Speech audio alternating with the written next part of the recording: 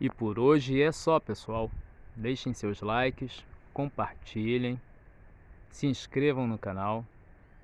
Comentem aí o que vocês acham aí da natureza, da obra, aproveitar espaço para você plantar e construindo com senso de ecologia, né?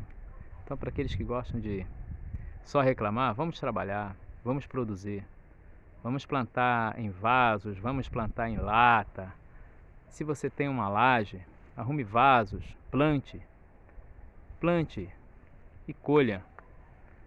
Ao invés de ficarmos reclamando de governo, de candidatos, de políticos, vamos trabalhar, que esperar por políticos a gente nunca vai arrumar nada. Então, meus amigos, daqui do canal,